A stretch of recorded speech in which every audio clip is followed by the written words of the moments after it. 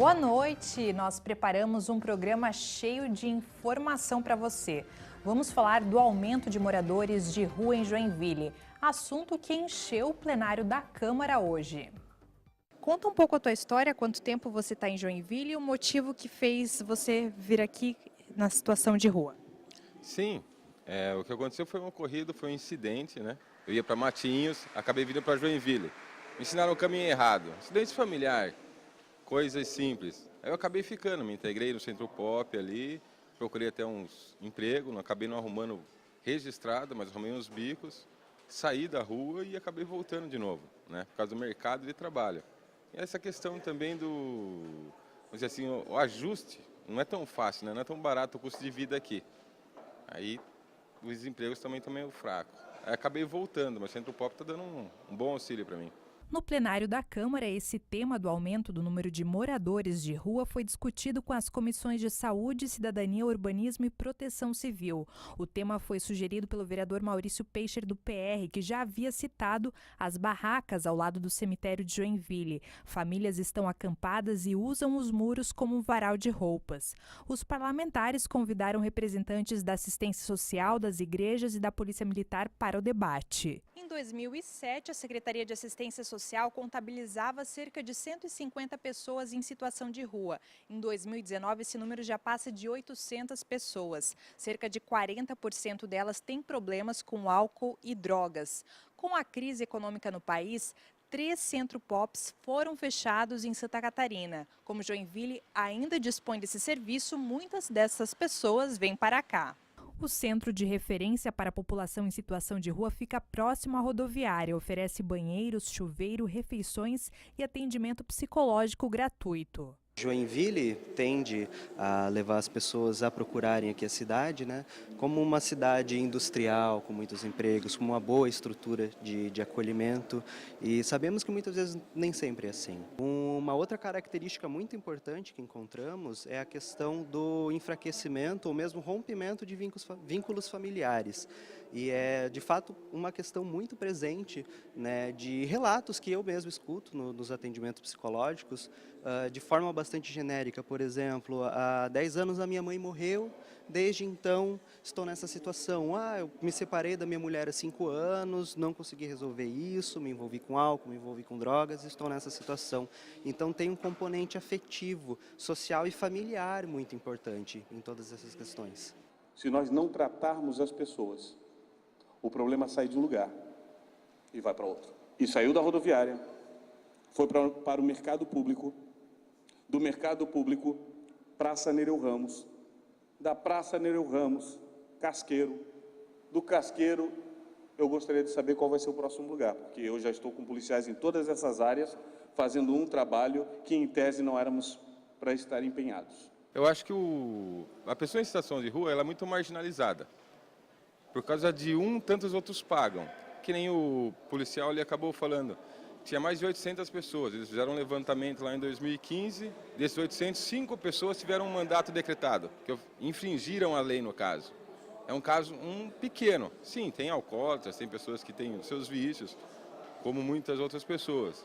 Mas em questão de integração da sociedade é meio difícil para a pessoa que está em situação de rua. Ninguém dá muita credibilidade, pelo contrário, marginaliza.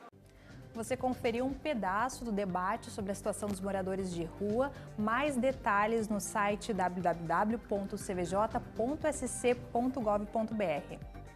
Agora o transporte coletivo. Parar ou não parar fora do ponto? A Comissão de Urbanismo está avaliando um projeto que obriga o motorista a parar para mulheres, idosos e deficientes. Isso valeria das 9 da noite às 6 da manhã. A gente já mostrou aqui usuários que são a favor da proposta e hoje vamos mostrar quem vê problema nela. O advogado das empresas Gideon e Transtusa e o CEINFRA acham que o projeto causaria transtornos como atrasos dos ônibus.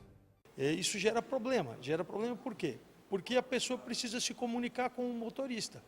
E o motorista, por lei, não pode conversar com o passageiro enquanto está dirigindo. Um outro aspecto é o seguinte, é que leva em torno de 40 segundos o desembarque de uma pessoa. Se nós imaginarmos 10 pessoas desembarcando, você veja o atraso que isso pode gerar em uma linha de transporte coletivo. Falando do ponto de vista da fiscalização, tem que se tomar muito cuidado com relação a se efetivamente será um projeto que vai trazer mais segurança ou não aos munícipes, né? Hoje nós temos bastantes corredores de ônibus na cidade, então tem que ver a dificuldade dos próprios motoristas de estarem realizando paradas nesses locais, mesmo porque não é permitido que se realizem paradas nos corredores de ônibus. Essa não é a opinião de todo mundo. A vereadora Tânia Larsson, do Solidariedade, por exemplo, disse na reunião que as paradas não vão atrasar tantos passageiros. Falou também que uma lei estadual já permite a parada na viagem entre os municípios. Educação é o nosso assunto agora. Você tem visto por aí notícias sobre bloqueios no orçamento de universidades. Hoje, a Comissão de Educação da CVJ recebeu diretores da UDESC, UFSC e IFSC, que estão com medo de não ter dinheiro para pagar as contas.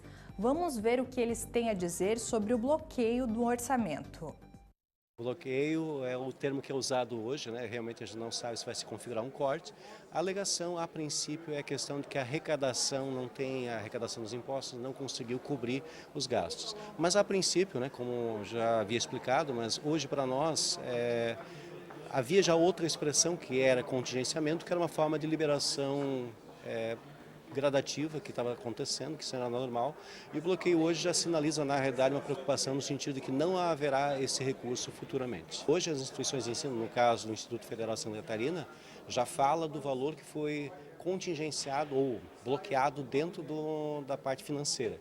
Então hoje para nós o bloqueio de 30% junto a eles, para nós representa no IFSC 37% de bloqueio dentro dos orçamento que já foi aprovado no ano passado, né? Nesse momento é bloqueio, que a gente fala é um bloqueio, no caso da UFSC, 35% em cima das despesas discricionárias, custeio e capital. Na verdade, a universidade não tem orçamento descentralizado, então a gente tem um pequeno duodécimo para diária e passagem, no valor de 14 mil mensal, isso impacta 30%, é repassado para a gente também, mas todas as nossas contas são pagas na instituição, na sede. Então a gente só impacta no nosso orçamento desses 14 mil diárias e passagem. O restante impacta em conta de luz, água, aluguel, no nosso caso nós temos aluguel, que estuda na gestão, né, direto na sede. Aparentemente há uma negociação em curso entre a UDESC e o governo e também, claro, a Assembleia e os demais poderes para procurar uma solução de consenso. Ou seja, as nossas manifestações todas na UDESC parece que estão surtindo efeito. As manifestações aqui do IFSC, da UDESC e até da UFSC são muito semelhantes, né? E acho que o convite fica o mesmo. Se a comunidade tem alguma dúvida, visite os nossos campos. Exatamente. O nosso campus está inteiramente aberto. Nós precisamos realmente mostrar, nós temos muito o que mostrar. Claro, são pesquisas às vezes herméticas para um público em geral.